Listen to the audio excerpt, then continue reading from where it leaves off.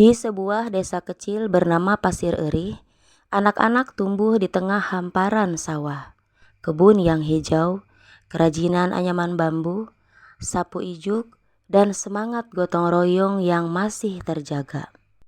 Setiap hari mereka melihat petani menanam padi, menyaksikan para perajin berkarya, dan mengenal kehidupan masyarakat secara langsung. Namun, di ruang kelas, mereka justru lebih sering belajar dari contoh-contoh yang jauh dari kehidupan mereka. Disinilah perubahan itu dimulai.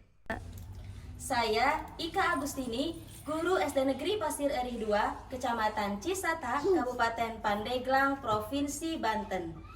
Inilah praktik baik Gelang Pasir, gerakan literasi dan numerasi berbasis kearifan lokal di Pasir Eri. Perubahan ini berawal dari hasil raport pendidikan tahun 2025.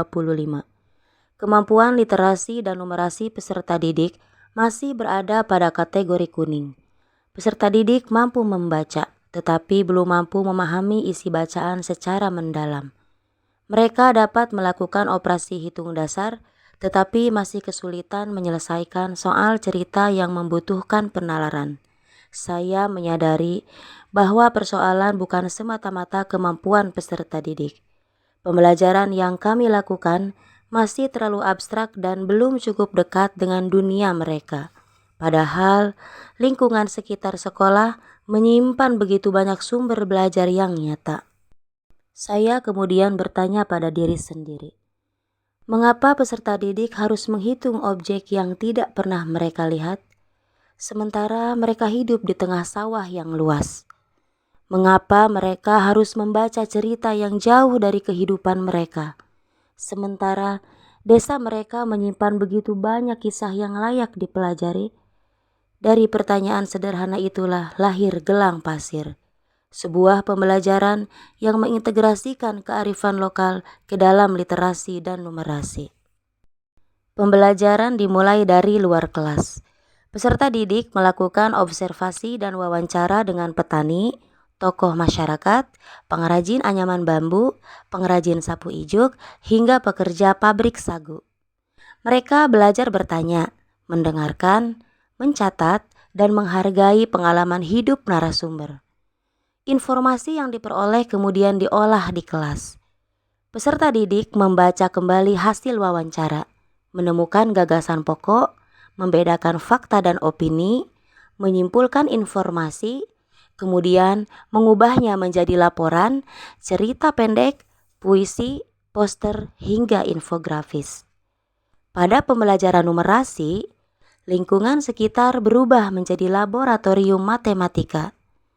Peserta didik mengumpulkan data hasil panen, menghitung penjualan sapu ijuk, mengukur gebotan padi, serta menghitung jumlah produksi sagu. Data tersebut kemudian diolah menjadi tabel, diagram batang, dan diagram lingkaran. Dari data nyata itulah mereka belajar rata-rata, presentasi, perbandingan, serta memecahkan soal cerita. Matematika tidak lagi sekedar angka. Matematika menjadi cara memahami kehidupan. Untuk mengetahui dampak program, saya melaksanakan pretest dan posttest. Hasilnya menunjukkan peningkatan yang menggembirakan. Pada mata pelajaran bahasa Indonesia, rata-rata nilai meningkat dari 61 menjadi 92. Sedangkan pada mata pelajaran matematika meningkat dari 47 menjadi 85. Namun, perubahan terbesar bukan hanya terlihat pada angka. Saya melihat peserta didik lebih percaya diri. Mereka berani bertanya, berani berdiskusi, berani menyampaikan pendapat. Mereka belajar membaca lingkungan. Mereka belajar menghitung kehidupan. Mereka belajar mencintai budayanya sendiri. Melalui Gelang Pasir, saya belajar bahwa transformasi pembelajaran tidak selalu dimulai dari teknologi yang canggih. Transformasi dapat dimulai dari sesuatu yang sangat dekat, yaitu lingkungan tempat peserta didik tumbuh. Literasi bukan sekedar membaca buku. Numerasi bukan sekedar berhitung. Keduanya adalah kemampuan memahami kehidupan dan menemukan solusi atas persoalan yang dihadapi.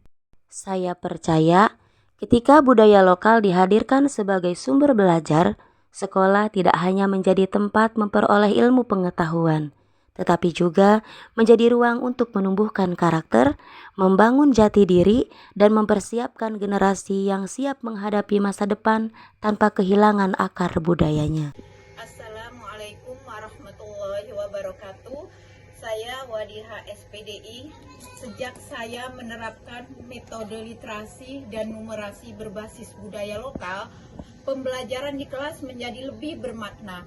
Saya mengajak siswa membaca teks tentang proses pengrajin anyaman bambu dan sapu ijuk, lalu menghitung bahan, waktu, dan hasil penjualan. Untuk numerasi, kami menghitung hasil panen petani. Dampaknya, anak-anak jadi lebih mudah memahami materi, kemampuan membaca, dan berhitung meningkat, serta mereka semakin menghargai kerja keras orang tua dan budaya di sekitar mereka. Saya Hibranitasi, siswi kelas 6. Setelah saya mengikuti pembelajaran dengan menggunakan metode kebudayaan lokal Pasir Eri, saya merasa sangat mudah untuk membuat narasi-narasi yang selama ini saya anggap sulit dan tidak saya sukai. Dari hasil wawancara saya dengan petani, saya bisa membuat cerpen dan bisa membuat perhitungan luas volume maupun panjang suatu bangun ruang. Bagi saya dan teman-teman, pengalaman ini sangatlah bermakna. Saya Nadira Ijatunisa, siswi kelas 6. Setelah saya melakukan wawancara kepada berbagai tokoh yang ada di Desa Pasir Eri ini, ternyata banyak sekali kebudayaan lokal yang ada di Desa Pasir Eri yang bisa dijadikan untuk pembelajaran. Mulai dari pengrajin anyaman bambu, pengrajin sapu injuk, para petani, tokoh masyarakat, sesepuh masyarakat, dan kami juga mendatangi pabrik yang ada di Desa Pasir Eri ini, yaitu pabrik sagu. Saya wali murid dari Nadira Ijatunisa kelas 6 dengan kegiatan wawancara kepengrajinan petani di Pasir Eri. Anak saya tidak hanya meningkat kemampuan membaca dan berhitung, tetapi juga tumbuh sikap gotong royong, menghargai kerja keras orang lain, dan rasa cinta terhadap budaya lain.